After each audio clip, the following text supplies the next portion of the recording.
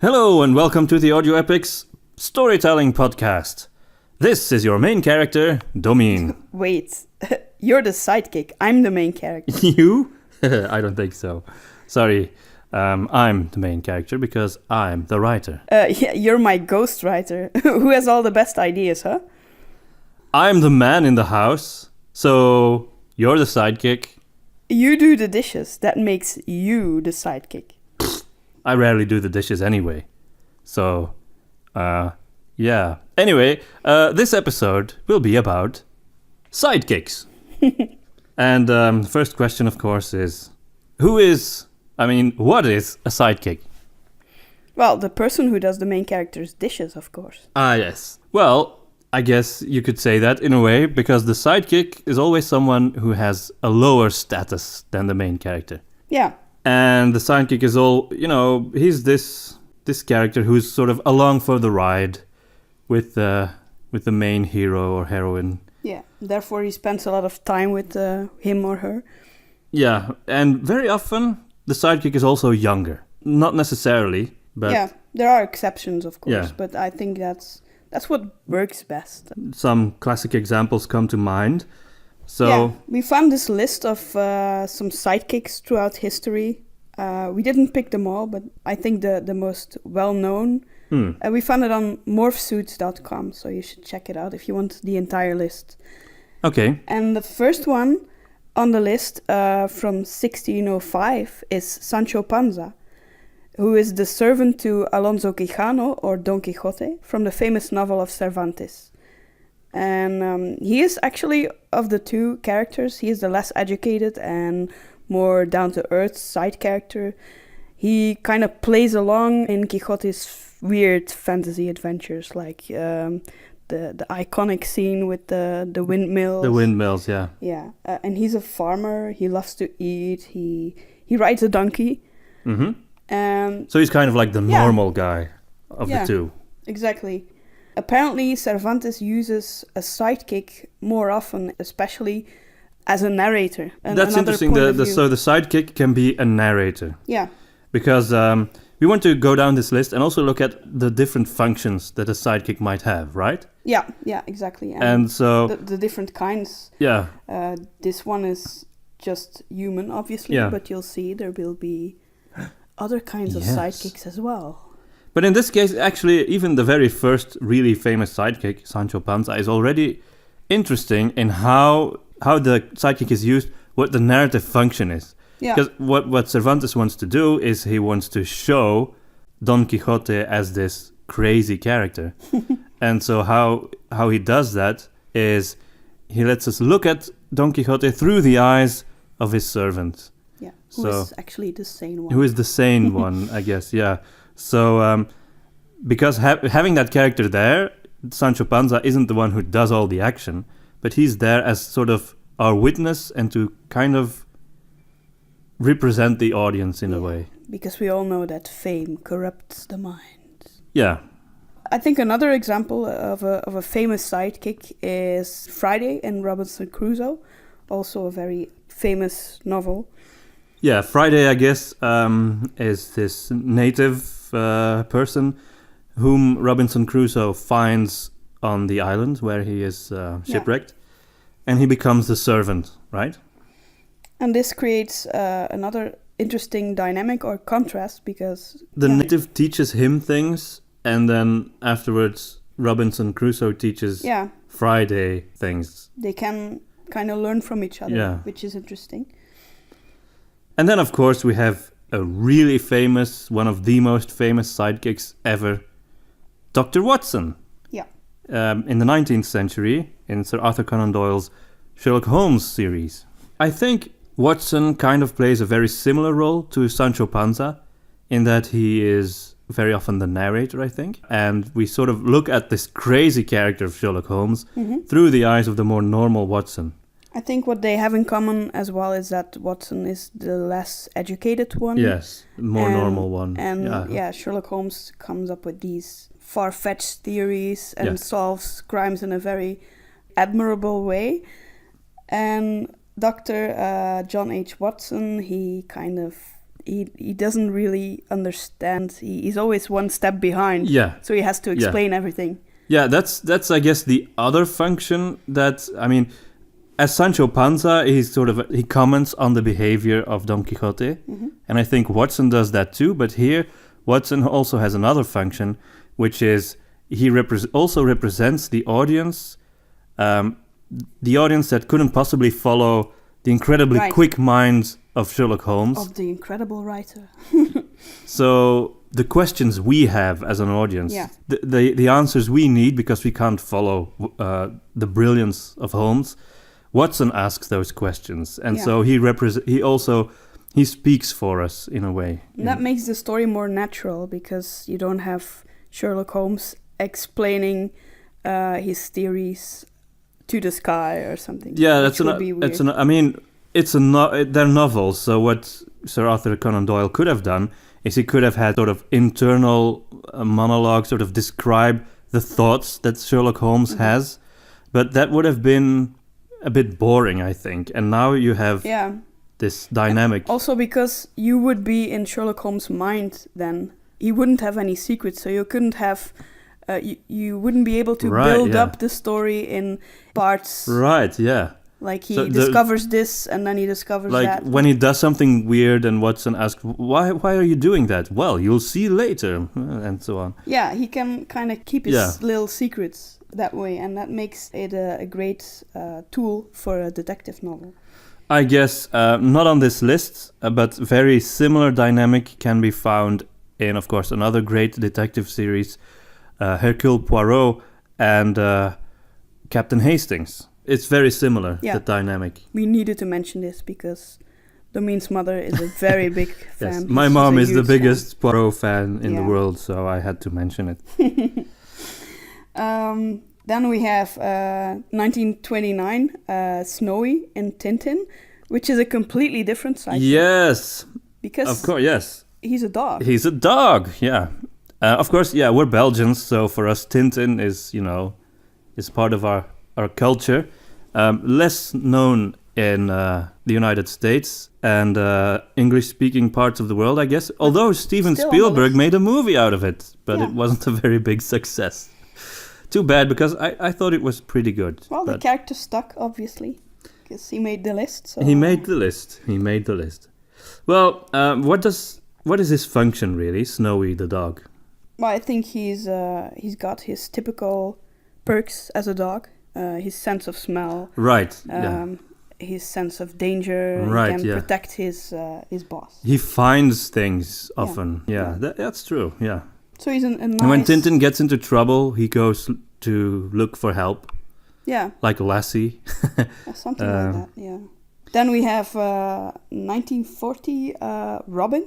Yeah, I put Robin on the thumbnail for the YouTube version of this podcast because I think he's probably the first guy you think of when you say the word sidekick. Well, for me at least. Yeah, I think so. It's very sort of the most typical sidekick there is. So I think Robin is kind of... he also represents the audience in a way that originally the comic books were mostly read by kids, and there were no kids in the Batman stories. And I guess kids want to identify with another kid, and that's why they put Robin in there, I think. Robin also looks up to Batman like the readers do. Yeah, and they could dream like maybe one day Batman will arrive at my house and make me his Robin. I don't know, maybe that's stupid. I don't know. Okay, let's move through this list a bit quicker. Yeah, we have this very important sidekick, 1954, Samwise Gamgee. Who's that? Never heard of him. He's probably our favorite sidekick, right? We don't even I find it hard to call him a sidekick. He's so important and he's such a strong character. I think technically he would qualify as a sidekick. So he's the... He would, yeah. Actually the gardener of Frodo Baggins in the Lord of the Rings series. And he becomes his best friend, actually. Yeah. Throughout their journey. I guess he's sort of... What happens in the Lord of the Rings is he starts out as a sidekick, but he becomes more. Yeah, but that's often the case. So much more. So much more, yeah. He's my hero. Yeah. We have another comic book series from Europe, Asterix. I'm not sure if it's very well known outside of our area, but it's about Celtic people, the Gauls, who lived in France during the reign of Julius Caesar. And they have crazy adventures. And the main character is called Asterix, and his friend is Obelix. Is that the fat one? Because I never really read the series. Obelix is the big fat one. Yeah. And Asterix is the little one. The little one with the big nose. So, yeah, like very often, Asterix is the smart one, but the small one. And Obelix is the dumb one and the big one. And Obelix is super strong. Yeah. So, it's a typical sort of dynamic that you often see. Yeah, okay. Then we have 1966, Mr. Spock, the sidekick to Captain James T. Kirk, for the Star Trek fans, of course. Yes.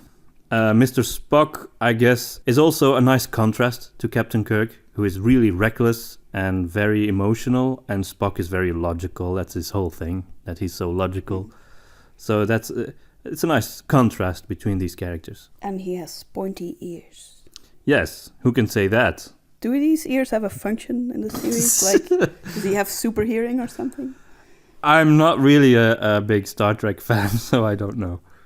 Okay, we should brush up on our Star Trek knowledge then.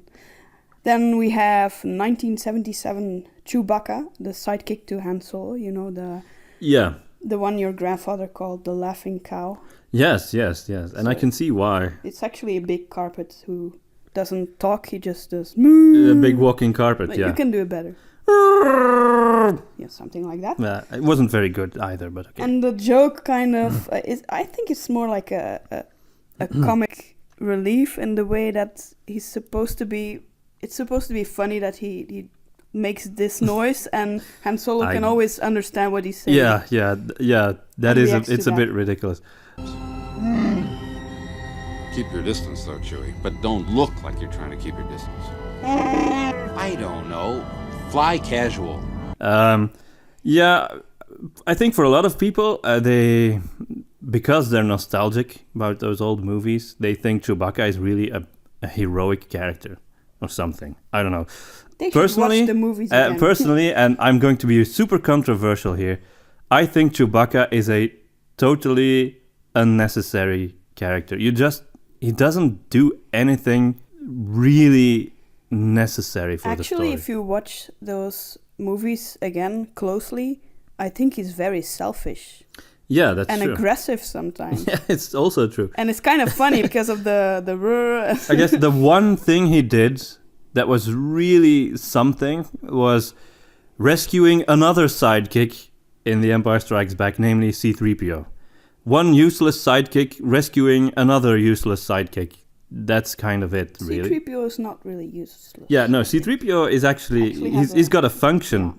Yeah. He translates. Yeah. But Chewbacca, what does he do? He complains and he roars. And a lot of people have this visceral hate towards Jar Jar, but I actually think Jar Jar is a much better sidekick. He is an interesting sidekick to move on the plot because he really plays an important part. I'm not saying that Jar Jar, what he does is all good for the main characters. It isn't.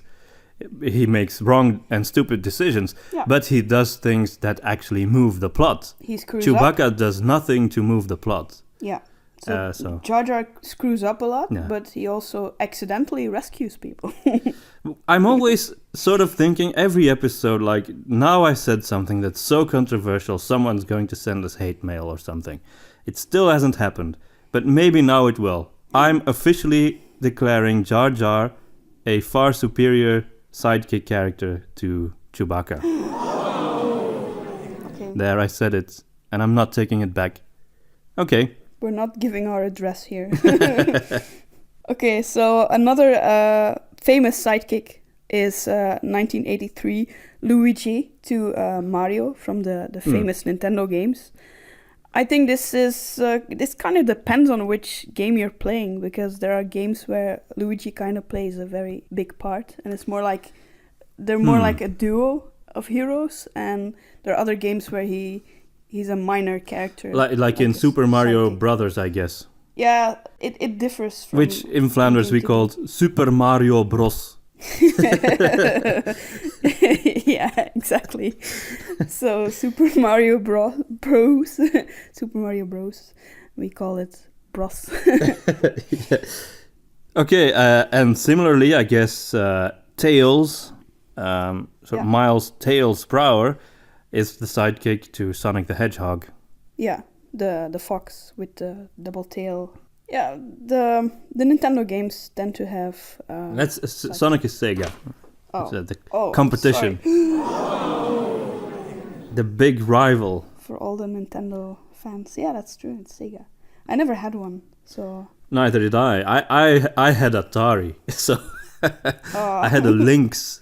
So I was completely countercultural. No, I was kind of a Game Boy addict back in the days.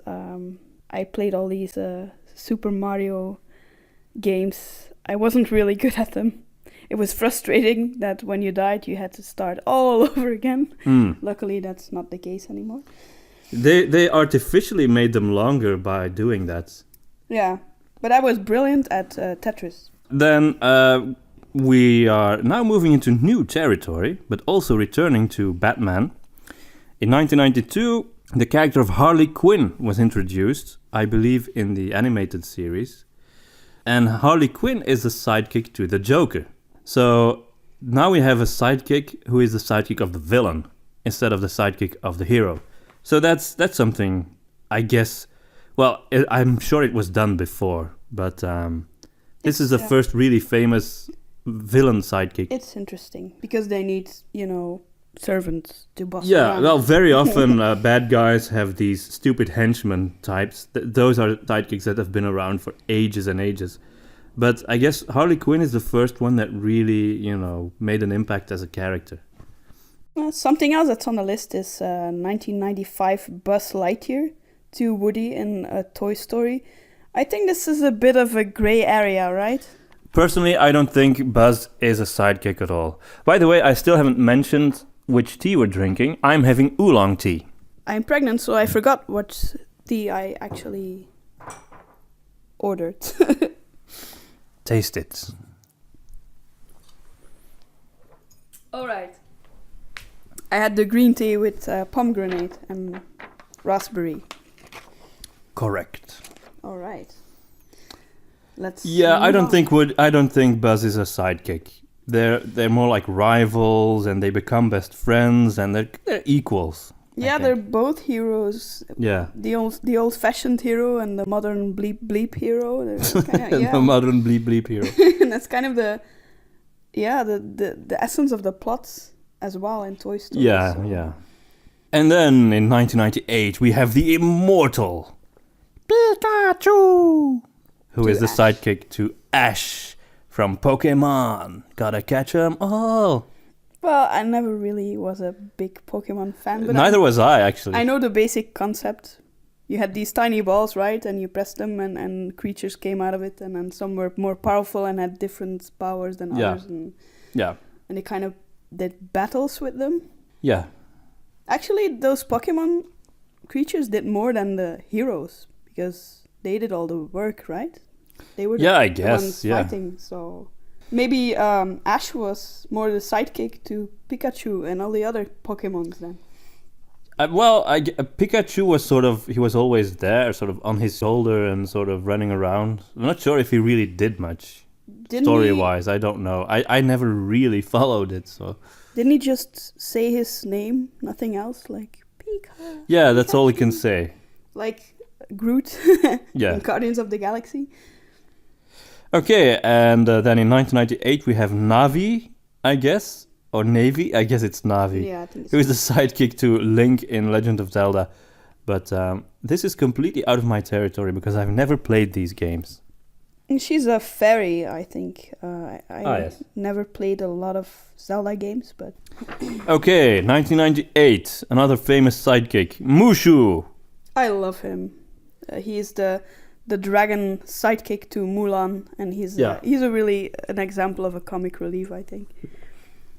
Yeah, now Disney has had these sort of creature sidekicks forever, but Mushu was a good one because, you know, he had a lot of funny comments and... Yeah, he has different functions as well. He comments on the funny situation of Mulan dressing up as a guy and not being able to adapt.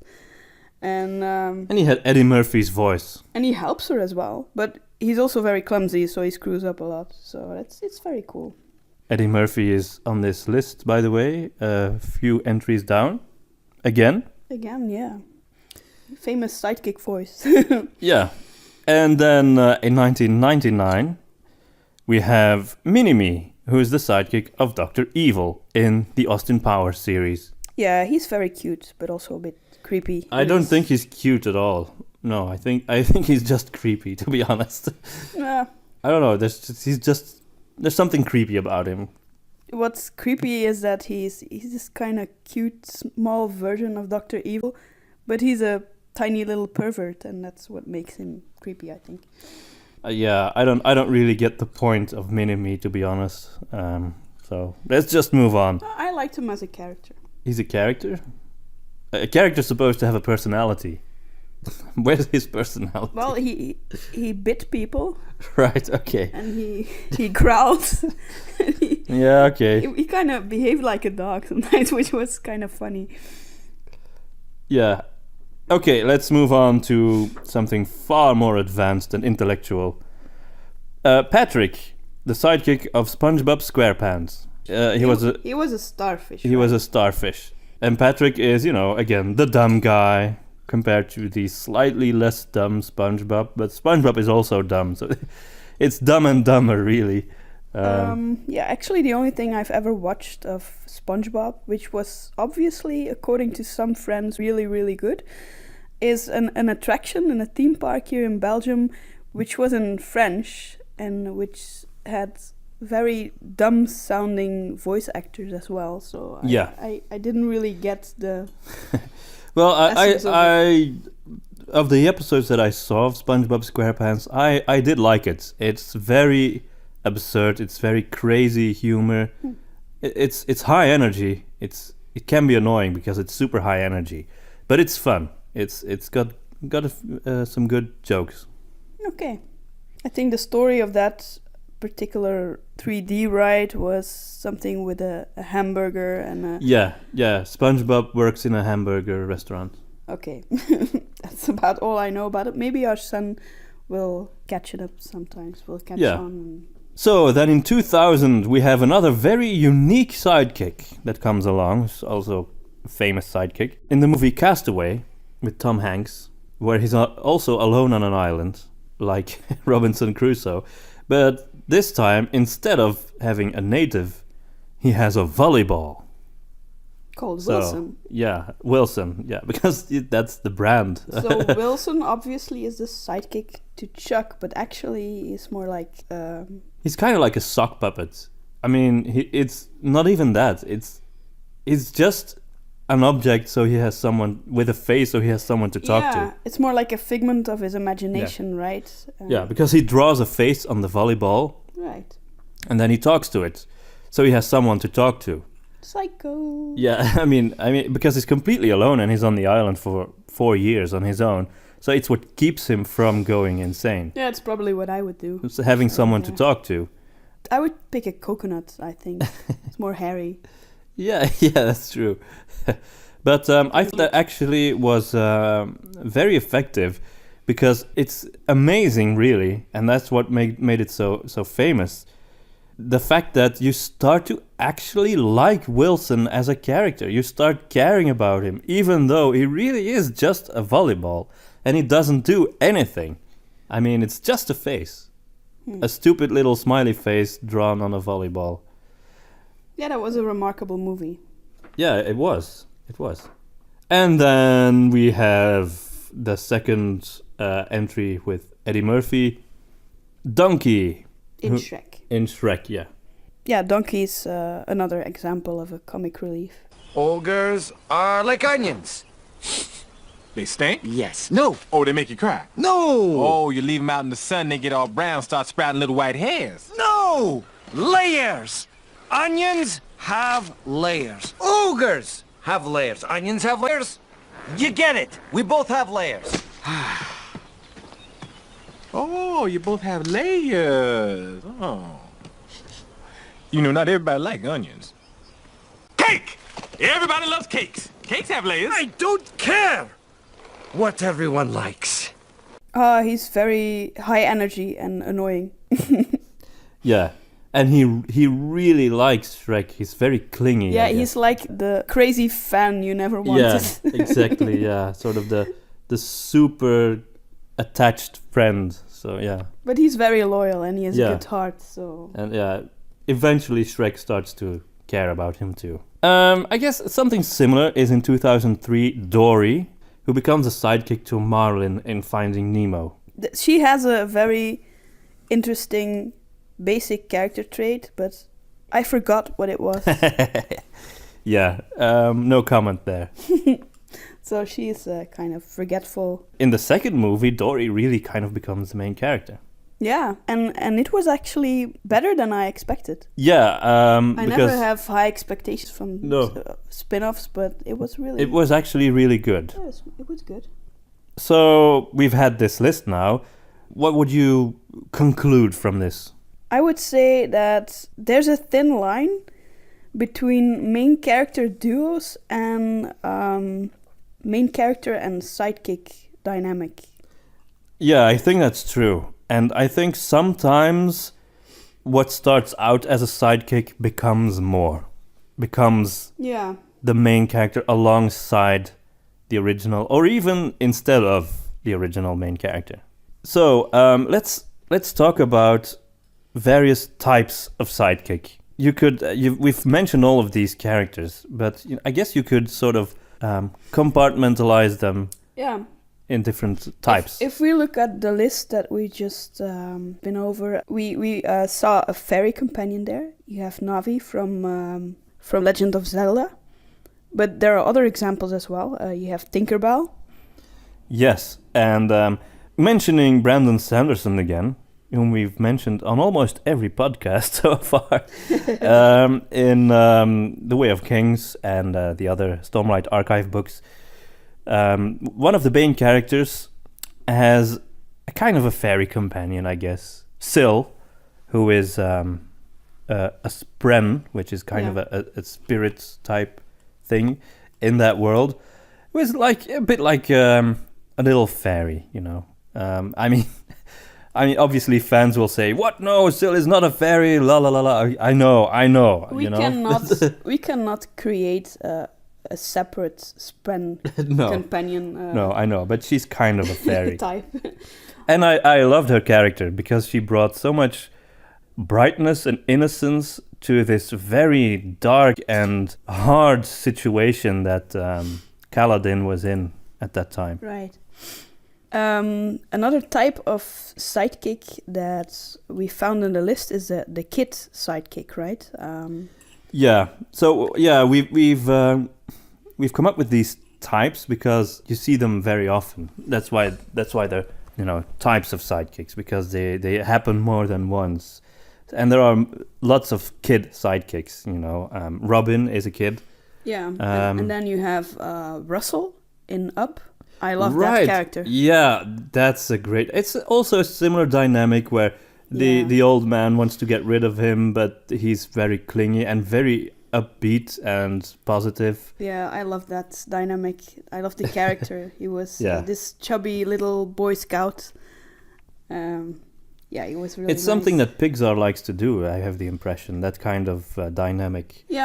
Yeah, actually, a kid sidekick or any other sidekick, they can make a cool main character because I think in Ranger's Apprentice, you have the apprentice, which is usually the sidekick, but then actually Will, the apprentice, is the main character of the story. Mm. So they can also make a very cool point of view.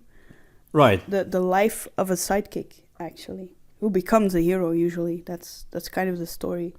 Right, yeah, definitely. Then I guess another type of sidekick would be the cowardly sidekick. Yeah. That's usually done, I guess, in a funny way, in a comedy sort of context. Yeah, and maybe also to make more out of the hero, to make him more Yeah. heroic, as opposed to his sidekick, who is a really big coward who always runs away in battles.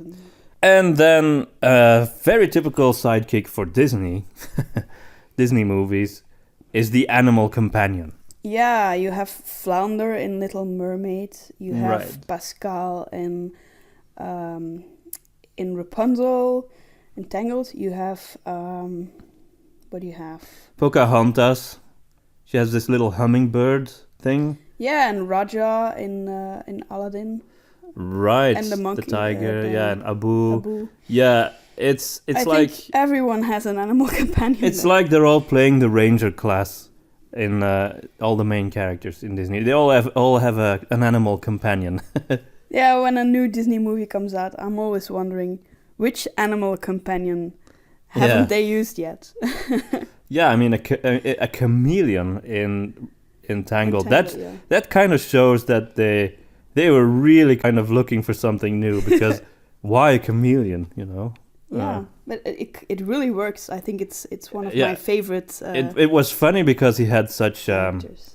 a sort of very sort of wry facial expressions. Right, and in Disney, it's not always just the main character who has an animal companion. It's also other characters who have an animal companion. Like Flynn Rider has this horse, Yeah, Maximus, afterwards, yeah, who behaves like a dog.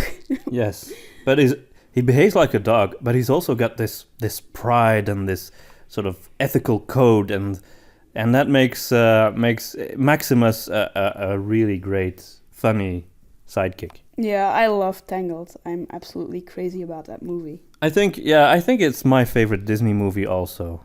And it was always my favorite fairy tale, and Disney kind of changed the original story, but kind of fixed the things that Yeah. I didn't like about it. Like, Yeah. as a child, I loved the story, but I was always wondering, why did she offer up her child in exchange for lettuce or something that's Yeah. a lot like lettuce, because I don't really like The original Grimm fairy tale. and yeah. the magical flower solves it all. It was a very brilliantly well done. written script. Great script, yeah. And But very, whether it's now I have to think, because I really love Sleeping Beauty, the original one. Also, I think that's visually and in terms of style, it's that's an incredible visually movie awesome from the yeah. 50s, I think. And in the 90s, of course, you have all these great Disney movies like The Lion King, and so yeah, it's tough. And Sleeping Beauty also has an animal companion, an owl. I believe. Yeah, she's got a bunch of animals that follow her Yeah. around. The owl is very iconic, but I don't think he has that animal companions, as Disney moves on, get a bigger part to play in the story as well. Yeah. In the older movies, it's usually a bunch of animals who sort of help the main characters. Yeah, like the mice in Cinderella. Yeah. And then later on, it's, it moves more in the direction of several main characters all having their own animal companions. Like Aladdin has Abu and Jasmine has Raja. And they never eat each other or something. No, but they do get into fights. Or give each other fleas. Yeah. Oh, and you have Iago as well. Yeah, who's sort of the villain's sidekick. Yeah. So they all have their own animal Animal companion. So that's interesting. And then a lot of these animal companions, they have they are kind of a comic relief as well. So that's another type of sidekick, the comic relief, like Donkey, like Mushu. I think they're found in a lot of animation. Yeah. You've got the little snow puppet in Frozen. The one who is totally not funny. No. Yeah, we don't like Frozen. Neither of us like Frozen. We both like Tangled. We think Tangled is much better than Frozen. Hit us, internet. Give us all of your hatred. But I didn't really mean that. I don't really want to get your your hatred. That was just a joke. Give us your love. Give us your love, please. Please, love us, internet. So then we have the conscience. Yeah, like Jiminy Cricket and Pinocchio. I think that's the first one you think of. Yeah, definitely. And the only he's definitely not the only one. I think there are other examples where the main character sort of makes wrong decisions, and there's this sort of side character who tries to get the main character back onto. Or the teacher who is finger pointing all the time. You should do this. You should clean up your room. Oh, Mary Poppins. No, Mary Poppins is not a sidekick. She should be. she should be. She should be downgraded to sidekick. No, I know there are other examples, but I can't come up with one. So help us, please. Send us your comment and tell us. Yeah, there are numerous examples of sidekicks. Of another conscience type sidekick. Then we have the henchmen. We already talked about that. The villain sidekick, like Mini-Me, Harley Quinn. I think Crab and Goyle would be a good example as well. Yeah, so Crab and Goyle are these two sort of burly guys, two dumb. They look like typical British football hooligans, and they're sort of the sidekicks of Draco Malfoy, who is Harry Potter's big rival. Yeah, and then maybe we should talk about this again later, because I still want to mention something about it. Okay. But we have a last item on our list, which is the assistant. Yes, right, yeah. The assistant is a type of sidekick who... assists. Yeah, who assists, like Igor, who is, Dr. Frankenstein's assistant, Pepper Potts, who is Iron Man's assistant, certainly in the first movie. Because she becomes the romantic interest. The romantic interest, yeah. But it's something that you see a lot, that a sidekick who's there to sort of help the main character in there. I guess Alfred in Batman is something similar, but he's not really a sidekick. Yeah, because he's not along. He's not along for the ride, so. Right. Yeah, but I guess the same is true for Pepper in Iron Man, but. Igor certainly, he's out in the field helping Frankenstein. Yeah. Okay, but since we've talked about henchmen, and I came up with the example of Crab and Goyle, I think it would be interesting to mention that multiple sidekicks is also a possibility. It doesn't always work, and it's not as common, I think. It is fairly common for villains. Yeah. Exactly, yeah. For villains it is. But then in Harry Potter you don't only have Crab and Goyle as sidekicks to Malfoy, but actually Harry Potter himself has two sidekicks and friends, Ron and Hermione. It's this whole parallel structure. It's like Malfoy on the one hand and Potter on the other, and then Crab and Goyle, they mirror Ron and Hermione. It's brilliant. It is kind of brilliant. It's also interesting because you see how differently, Malfoy treats his sidekicks versus how Ron and Hermione, are much more respected by Harry. Yeah, that's another interesting function of sidekicks. You get to know the main character by the way they deal with their sidekicks, the relationship they have, the way they treat them. Do they respect them or not? Are they arrogant towards them or not? It says a lot about the main characters. So that's true. That is very true. Which brings us to functions of the sidekick. Yeah, and I think this is the most interesting part, really. Why do you have a sidekick? Why do you put the sidekick in the story? Not just, I want to have a sidekick. Okay, let's give him a sidekick. Let's give our main character someone to talk with. Yeah, I mean, that is a function, of course. Wilson, for example, and it really worked. But, so we've already mentioned that narration through the eyes of another character, a different point of view, is one of the functions of a sidekick. Yeah, because you get another point of view than the main characters. The sidekick can be an admirer of the main character. He can be the sane person when he saw as we saw with Sancho Panza. Actually, that reminds me. Last episode, I talked about Name of the Wind, and how everybody loves that book, and I don't. But I was thinking, a friend of mine once wrote a story that I read, and in that story, the main character had a sidekick, but the story was also written through the eyes of the sidekick. And the sidekick really admired this main character. He was this big hero, and he really looked up to him. And actually, that worked for me. I believed the main hero more than I believed the main hero in Name of the Wind, who was also arrogant and super over, competent. It was similar in that regard, but it worked better because it was told through the eyes of the sidekick and not through the eyes of the main character himself. Right, and you could still have a lot of characters who admire the main hero, but if you don't really get to know them, you're not likely to take their opinion for granted. Yeah, which exactly, yeah. you will do with a decent sidekick as a well-developed character.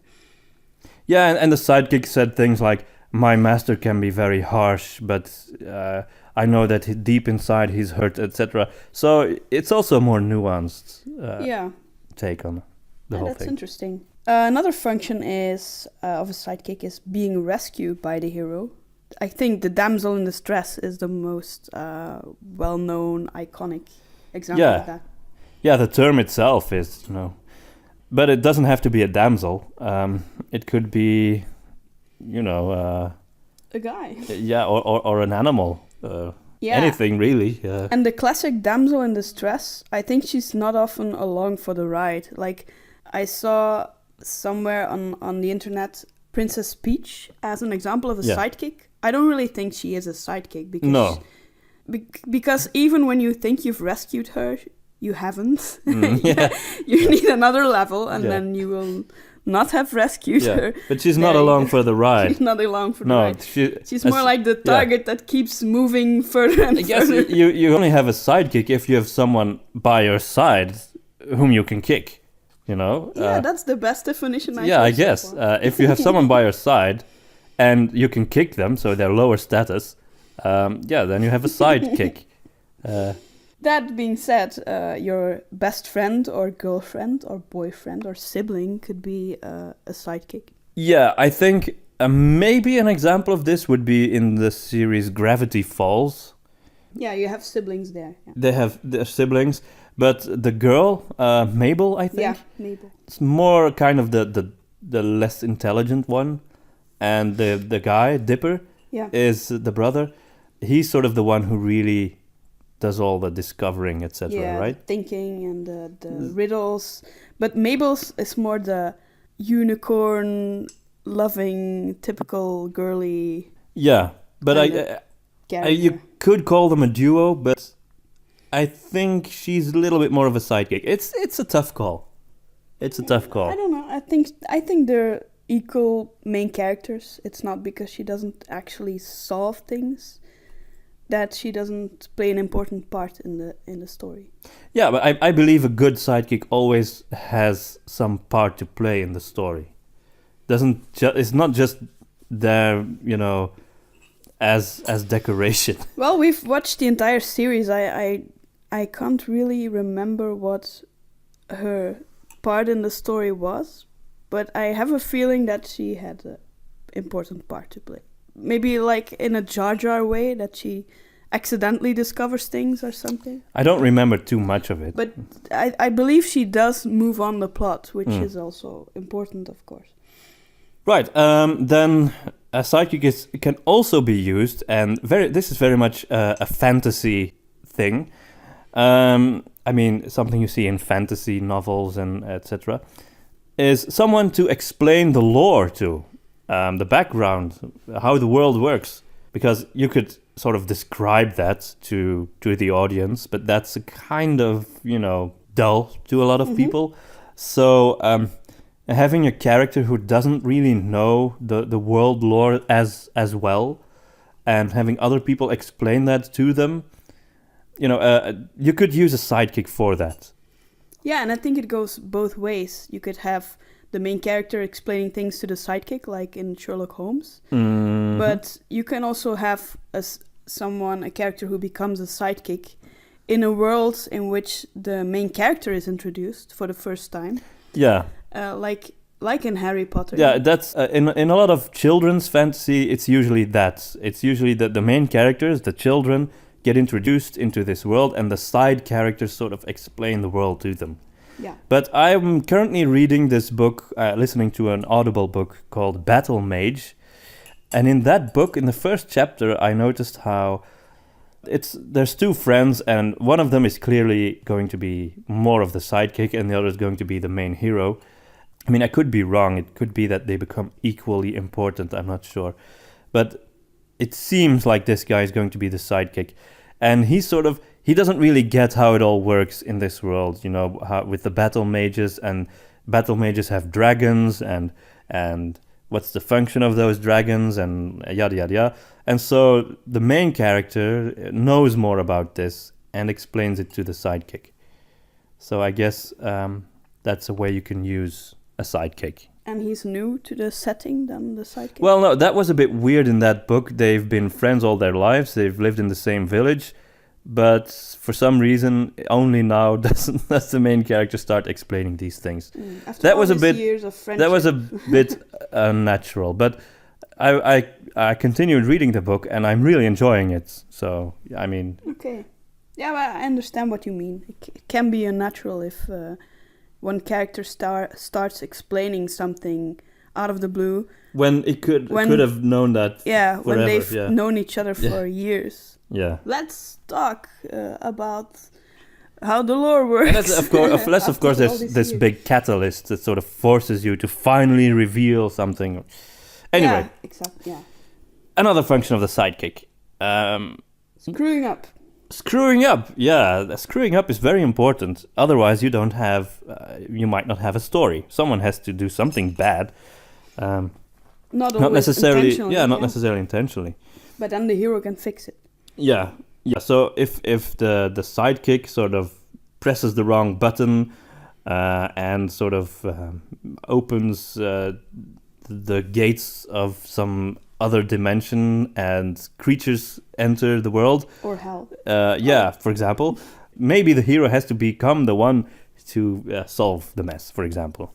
Yeah. I guess. A good example of this is Pippin in The Lord of the Rings. He screws up. He throws a stone down the well in Moria, or in the movie he touches a skeleton and the skeleton falls down the well, and that awakens the goblins, and so that gives the main characters a chance to show their mettle, And he also looks into the Palantir. Yeah, he screws up again later on. Yeah. But that's kind of that turns out good, right? Yeah, it always turns out for the better, but he's very childlike and he's curious. Same for Jar Jar. He's really clumsy. He screws a lot of things up. Right. But then he accidentally saves people as well. Jar Jar is a perfect example of this. Yeah. He screws up, so and that's sort of his role. That's what he's supposed to be doing. Is screwing up. I think a lot of people didn't really get that about Jar Jar. But he still makes it to governor or something. Yeah, but then he screws up again. He becomes a senator, and then he helps to get Palpatine elected because he's so naive and. Oopsie. In response to this direct threat to the Republic, Misa proposed that the Senate give immediately emergency powers to the Supreme Chancellor.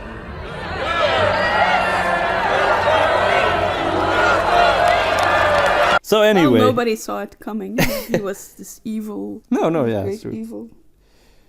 And another role of the sidekick could be the apprentice, the sidekick as an apprentice.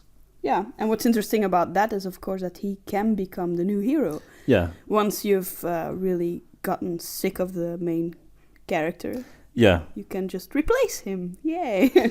I think with the younger generation. It's certainly the impression you got at the end of Christopher Nolan's Dark Knight trilogy. I mean, Batman isn't dead; he's retired, I think. I'd give the guy a break. He had a tough time. Yeah, but the guy Joseph Gordon-Levitt, he clearly becomes the new Batman. Okay, another function of a sidekick could be to become the new villain or to become the villain of the... Yes, the villain of the piece. This was very well done in The Incredibles, another Pixar movie, where in the beginning, in the first 20 minutes of the movie, there's this little boy who wants to be Mr. Incredible's sidekick. And Mr. Incredible says, "Look, kid, I work alone." But because he's dejected and he feels kind of sad that he wasn't allowed to be the sidekick, that actually turns him into a villain. And he becomes the main villain. But he's never really the sidekick then. Yeah, he's a rejected sidekick. So yeah. So functions of the rejected sidekick, who never actually was. He never made it. But becomes one, becomes the sidekick of the villain. I guess the opposite is more common, which is a villain. The sidekick of a villain. The sidekick of the villain turning into a good sidekick. Yeah, that's been done a lot, like Iago in Aladdin. That's a great example, yeah. Yeah, that was kind of cool.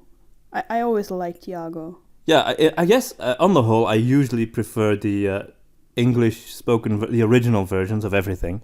But in the Dutch version of Aladdin, they gave Iago this sort of Rotterdam accent, I think. This very, very sort of nautical sailor accent. I remember and that. It really worked.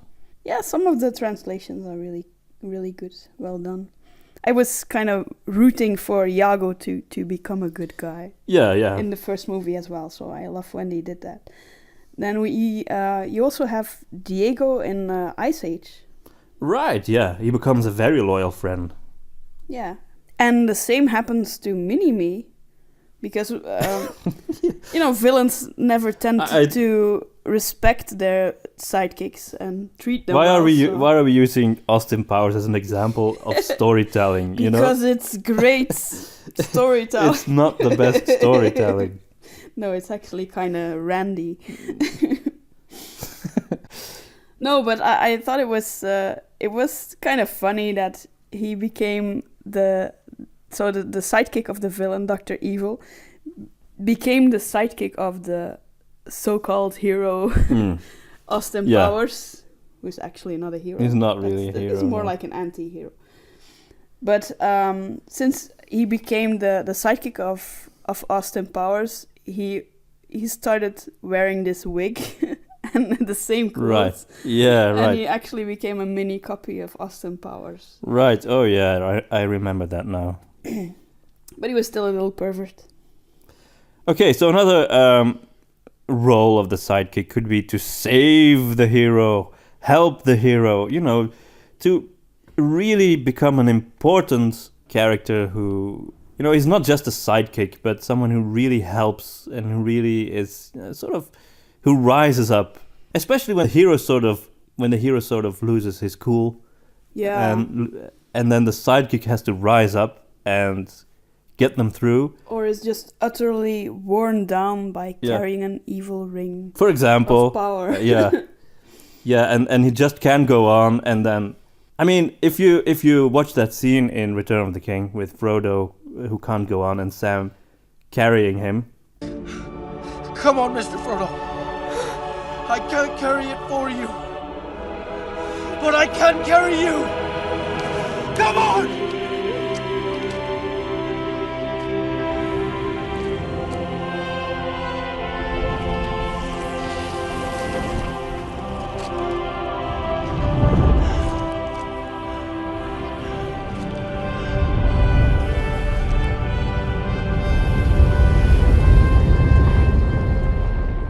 You can't call that a sidekick anymore.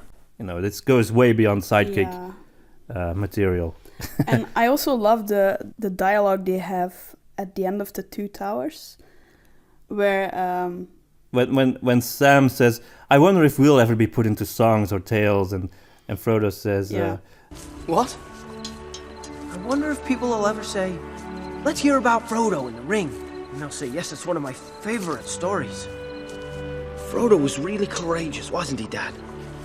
Yes, my boy. The most famousest of hobbits. And that's saying a lot. You've left out one of the chief characters. Samwise the Brave. I want to hear more about Sam.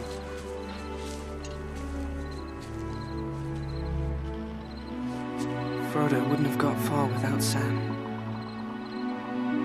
Now, Mr. Frodo, you shouldn't make fun. I was being serious. So was I.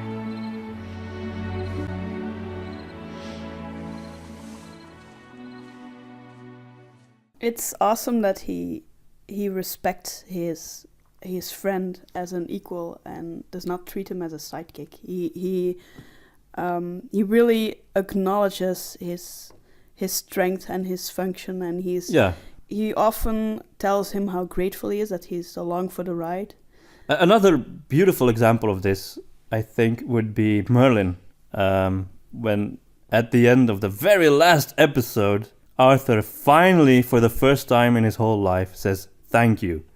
And, after all of these years when Merlin did so much for him. But Merlin is the main character, of course. But we'll talk about that. That was a great payoff. Okay, another function of the sidekick could be to be sort of the cynical or sarcastic or just humorous commentator on the whole thing. Yeah. An example of a cynical commentator would be Zazu, I think, to Mufasa or Simba in The Lion King. Right, yeah. That's why they cast Rowan Atkinson to do the voice. Oh, he's great at being cynical. Yeah, being cynical and sort of condescending and sort of passive-aggressive. Another example would be in Futurama, where you have, Zap Brannigan, the very incompetent but super vain and arrogant space captain. He has a sidekick called Kif, a little green alien dude. And Kif is he's always sighing and rolling his eyes at what Zap is doing. But he obeys, he listens. But he hates it. He hates his job. And it's a funny dynamic between them. Yeah, so commenting is a very important function. I think some sidekicks can also comment on events to help the self-esteem of the hero. Way. I don't really know an example of that. Doesn't Mushu do that in Mulan? Yeah, he kind of does. Sort of when she's kind of giving up and he sort of gives her a pep talk. Yeah, that's something that sidekicks do a lot. Or admire I suddenly have to think about Mr. Smithers, kind of a sidekick of Mr. Burns. He has this really unnatural, crazy admiration for this ugly old man. It goes beyond that. Who is very, It goes beyond mere admiration. Yeah. I think that's kind of the joke, right? Yeah. Of this character, that he admires this completely useless, evil, rich, ugly old man. Yeah, and it's not because he's rich or anything. He really sees something in him. I don't know what exactly. I think the funny contrast here is that he keeps admiring him so much while he has absolutely no positive qualities, and he treats him like dirt. Anyway, we've been talking about the conscious as well. In a sidekick, that could be a function as well. So we had Jiminy Cricket, but I think there's also the cartoon angel versus demon that's often used. I think I remember Tom and Jerry using it, where the cartoon characters are put in front of these moral choices, usually very silly, basic ones, and then you have this angel on the right shoulder and a demon on the left shoulder. Yeah. It's this typical representation of good versus evil, trying to talk to you so that you pick their side. Yeah, but I think I'm struggling to come up with a good example. But in fairy tales or adaptations of fairy tales, etc., you do see it when the main character has to make a choice, and there's this little sidekick, like a little creature, telling them don't do this or watch out. Or I know it exists, but I'm struggling to come up with a concrete example. Yeah, I think Jiminy Cricket is still the best example because he's also along for the ride. He's there every step of the way. Yeah. And even though he is ignored a lot of times, that's the essence of the story, that he gets ignored a lot of times. But he's still there to forgive him and to keep giving him good advice. And then there is also the skill, I mean, the sidekick to provide a useful skill, a practical skill in the story. Yeah. An example of that would be both C-3PO and R2-D2 in Star Wars. Because, C-3PO is the translator, and R2-D2 is sort of the IT guy. Yeah, the hacker. And I think Fulcrin would be a good example of that. He's an animal companion, but he also has useful skills. Like he fights in battles, like we saw in the Beasts of the Western Wilds. He can look for objects, he can scout, like the typical things he can warn people. Can do, yeah.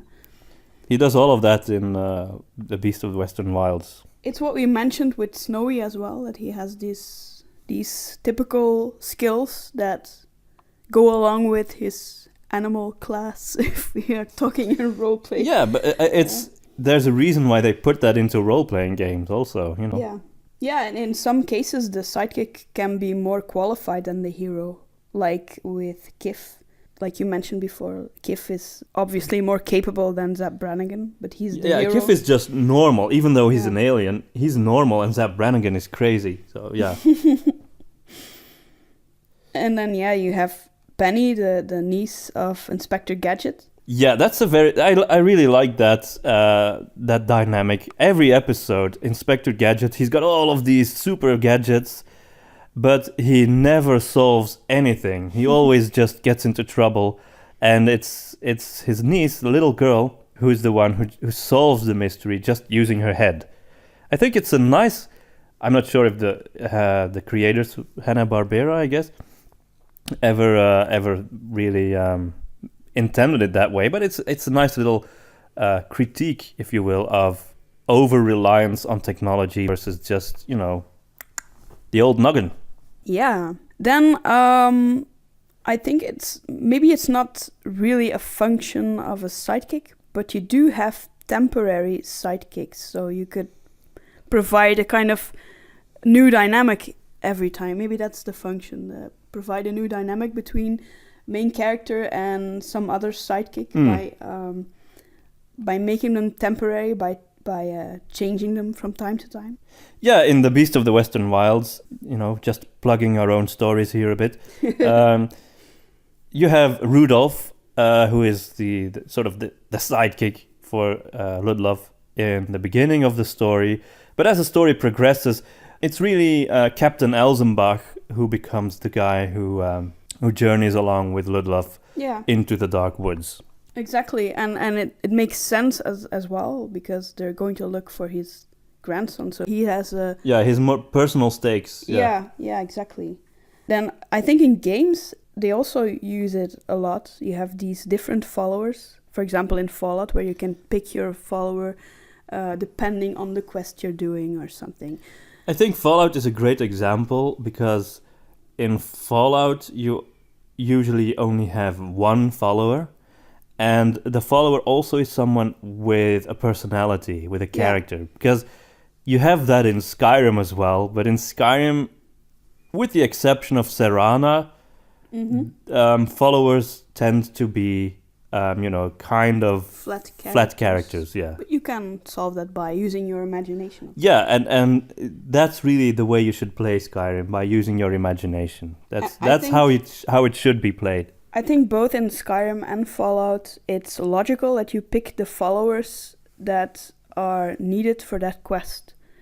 So, if, for example, if you take Serana's quest, it wouldn't make sense if you leave her at home. This is very much also the case in the Mass Effect series, where you have these separate missions that are all about one of your followers. And then, of course, you have to take them along for that particular mission. And usually you have the freedom to pick any follower you want to take along the journey.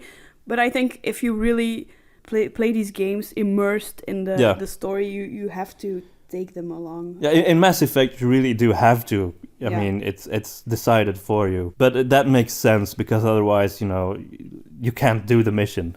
But for example, in Fallout 4, when you do a case for Nick Valentine, I think it makes sense. He knows the case, that you take him along and not just some other follower.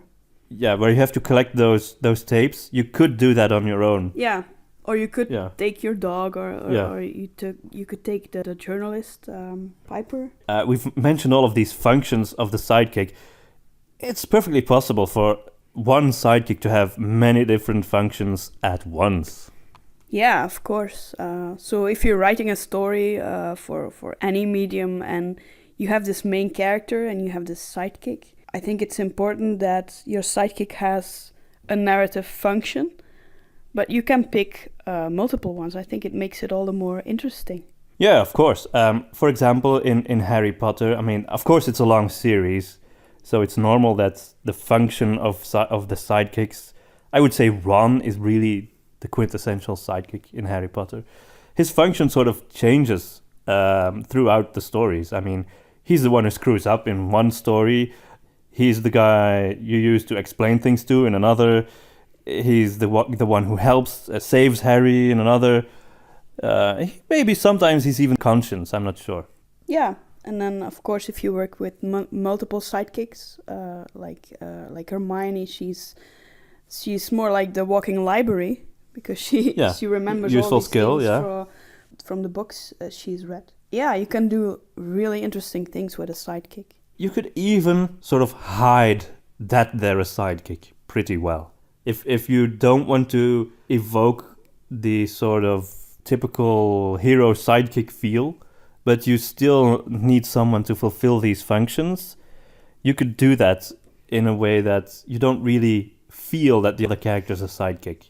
For example, by making them not so much lower in status. Yeah, exactly. You can do a lot of creative things with a sidekick. So, in conclusion, sidekicks definitely are awesome, but you have to give them a proper function. I mean, they have to be there for a reason in the story. They have to have a narrative sort of plot function. Yeah, exactly.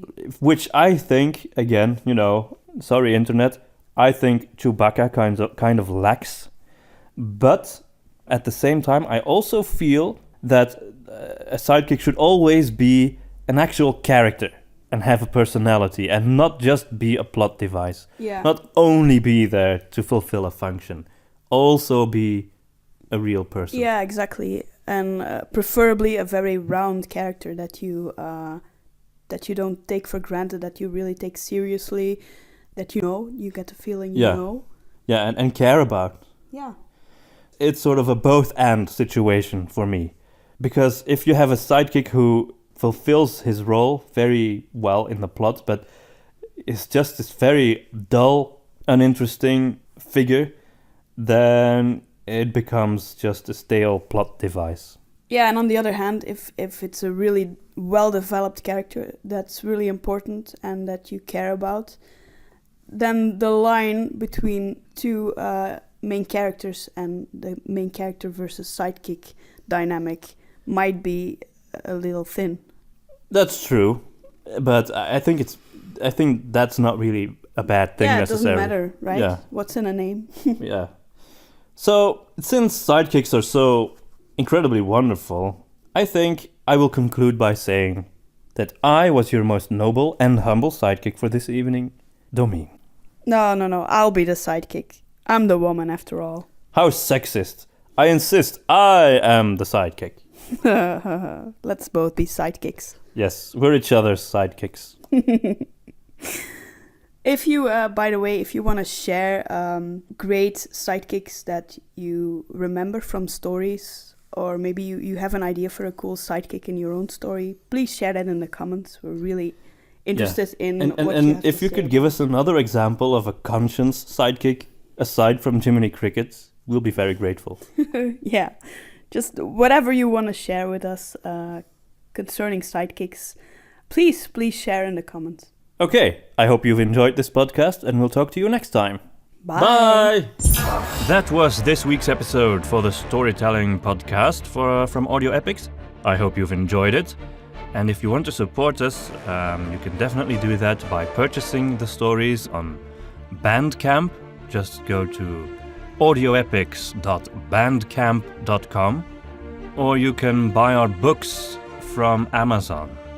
There are a ton of books called Witch Hunter on Amazon, but if you type in Witch Hunter and then my name, Domien, Domien, then you'll find our Witch Hunter and The Beast of the Western Wilds.